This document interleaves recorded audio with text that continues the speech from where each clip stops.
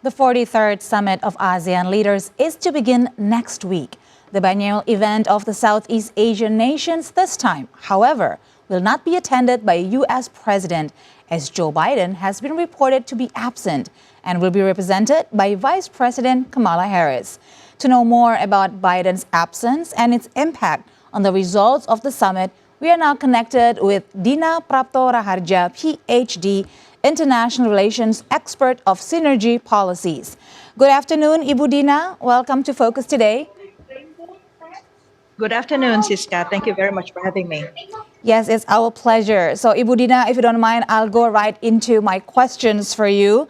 The White House announced that U.S. President Joe Biden will not attend the 43rd ASEAN Summit in Jakarta and that he will be represented by Vice President Kamala Harris. Now, Ibu Dina, what makes it rather perplexing is the fact that President Biden will attend the G20 summit in India from 7 to 10 September, and then right after, he will visit Vietnam. Now, Ibu Dina, by not visiting Indonesia and meeting with the ASEAN leaders, does this mean the U.S. has already determined its priorities and that Indonesia and ASEAN are not included in those priorities? What kind of message do you think Washington is sending by the absence of President Joe Biden in the ASEAN summit? Indeed, it leaves us an unpleasant taste in our mouth, right? Hearing that President Biden is flying over ASEAN and not stopping by in the highest and most important gathering of the organization. And this has happened, unfortunately, after back in a few months ago, the United States was saying in G20 meeting in Japan, also Indo-Pacific meeting, that ASEAN is central to U.S. foreign policy. And yet, what's the proof, right? If he cannot come and he flew over ASEAN, going instead to India and not stopping by Jakarta, and then going to Vietnam, and what, trying to make deals with Vietnam. Why split Vietnam from everybody else? So usually any summit in ASEAN is an opportunity to meet up close and personal all the leaders of the member states of ASEAN, as well as the dialogue partners. It is very much expected that substantive matters will be discussed during the summit. So, in my own fair judgment of President Biden's decision not to come, I'm trying to think: is it because there won't be any substantive agenda that United States plan to talk to ASEAN? And I saw there's an agenda of ASEAN-US summit on the 6th of September. So that's one side of the picture, right? If there's that meeting, why won't he send himself to this summit? Another thing, I believe that it always takes two to tango. If ASEAN is not sending the right message that all these meetings are just meetings, just procedural. Why I say this? Because if you look at the agenda of this current upcoming summit, the list of summit is very long and it's very packed. On the 6th September alone, for instance, there will be 6 summits: ASEAN China, ASEAN Korea, ASEAN Japan, ASEAN +3, ASEAN US, and ASEAN Canada. On the 7th of September, there will be ASEAN India, ASEAN Australia, ASEAN UN, and then East Asian Summit. So I wonder myself, if somebody look at the schedule, and I'm very sure President Biden already looked through all the schedule, he would think, how many minutes do I have to settle things? Is it going to be an intimate discussion, or this is just something that I can just delegate to somebody else? In this case, Vice President Kamala Harris. All right, Ibu Dina, moreover about Biden's absence and his decision to go straight to India and not stopping in Indonesia, do you think his absence can be interpreted in relation to domestic political factors in the U.S., with the never-ending tumultuousness in the U.S. that is happening right now? Do you think that also factors in?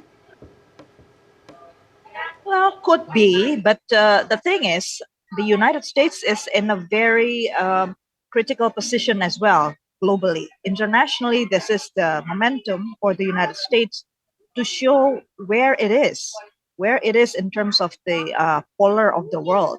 Is it if it is saying it's important to for the United States to pay attention to multilateralism, then coming to ASEAN is the proof. Otherwise, Biden is actually looking more into a bigger multilateralism like the G20. That's it's clearly not the core of the Indo-Pacific agenda. So he actually saying now right now with this not his absence that Indo-Pacific arrangements, the Quad is more important than ASEAN. So this is what's implied from his absence. Budina, so as we know, U.S. will then be represented by VP Harris. Now, with all due respect to Vice President Kamala Harris, how do you see her capacity to represent Biden and represent U.S. interests in the ASEAN summit? Because since taking office, we can say VP Harris has been somewhat quiet in the field of high international diplomacy, and even in the U.S. internal politics, she's been more behind the scene. How do you think she will perform at the ASEAN summit next week? Okay, your question is about her skill. So her skill is just one factor, which I think somebody as very high educated as her, she is very seasoned as a politician, and she has been traveling. And as I saw in a lot of news from the United States, she has been trying to keep herself updated on a lot of global issues. I think the issue here that we should question is not her skill, but rather the signal from the United States on the diplomacy gesture. That's more important here. In diplomacy, if you delegate, a role to somebody that's lower in rank, that shows that the deal that's going to be made during the meeting is not as important, or it's already at the stage that it's almost it's already final. It's not that there's nothing sensitive, there's nothing that's going to change, there's nothing, no value added that's going to be added, to a president level to come to a meeting. So that's what I'm concerned about. Does that mean that the ASEAN meeting is not substantive enough? Or, as I commented earlier and you cited earlier, the United States actually already have a deal made. So Kamala Harris is just to, what do you call it, seal the deal. But more important than that, I think if you look at Kamala Harris' role and how the president, assigned duties to her on foreign affairs, it has always been limited to certain issues and certain kinds of engagements pertaining only to U.S. Allies. She came to Philippines last year to secure the Enhanced Defense Cooperation Agreement, visiting defense sites, Philippine locations that's going to be used for joint military training, for instance. And then a year before that, back in 2021, she was assigned to visit Singapore and Vietnam, because these two countries are two countries in Southeast Asia that has been notably close to the United States in terms of trade, in terms of defense. So and then her other role in other parts of the world, like Middle East and Europe, she always only come to areas where it's already secure, only between U.S. allies. So I don't think at this moment we should interpret Kamala Harris' visit is going to make a big deal in a bigger deal, or bring bigger benefits for ASEAN, because most likely it will be the second scenario that I say, that's already done, everything is already settled, and she just need to come over and take a picture with everyone. Okay, I understand, Ibu Dina. Now, as you mentioned before, there have been repeated statements from the United States that ASEAN will be the core of its strategy in the Indo-Pacific region. U.S. calls ASEAN an important partner, supports its centrality numerous times. But as you said, Biden's decision weakens the United States' argument that ASEAN is crucial in the Indo-Pacific region.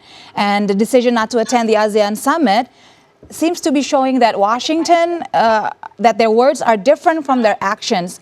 Would this make it harder for VP Harris as she stands there representing U.S. in ASEAN for U.S. to assert its influence in the ASEAN region, especially in relation to its quote-unquote rivalry with China that is also going on right now, Ibu Dina? You are very right. It's actually very critical for the United States to send someone with knowledge and skill in talking about difficult issues. Well, not one. There are several issues in ASEAN that has not been settled, and it's very critical to the security and stability in this region. You name the problem in Myanmar. You name the problem in South China Sea. Those are just two of the issues that is very much on our face right now. So if Kamala Harris is not going to discuss about this, then it will be just, you know, nice talk on things that are nice on papers. But what about these two issues? Yeah. It's very critical to discuss this in front of everyone rather than behind our backs. You know, does America has other agenda outside of ASEAN? Is that why they just visit India and Vietnam instead of ASEAN? It leaves more questions than answer, unfortunately. All right, Ibu Dina, last question. You mentioned about the ongoing South China Sea dispute and the Myanmar conflict. Do you think that President Biden's absence at the ASEAN summit can be interpreted as a signal of U.S.'s belief that ASEAN is not the platform where this conflict can be resolved, proved by the stagnant progress of the conflict in Myanmar, in which ASEAN has not been able to reach a firm and tangible solution? What do you think, Ibu? Yeah, that's something that all of us may not be brave enough to acknowledge, yeah, in ASEAN. But the reality is time is ticking, and presence of someone at the level of chief executive in a summit, the goal should be to discuss difficult issues. So when they decide to assign somebody else less in rank to come and visit us, that means there's not going to be any solution coming in from that meeting, that levels of meeting. So yeah, I think it's very alerting for ASEAN. We should now seriously revisit the question about ASEAN relevance in the global politics. Otherwise, we are going to be left behind. Ibu Dina, it's a pleasure to have you here on Focus today. We appreciate your time and your insights. Hopefully, we can talk again soon about many issues in relation with the upcoming ASEAN Summit. Until then, take care, Ibu Dina. Thank you so much. Thank you so much. Thank you so much. Bye-bye.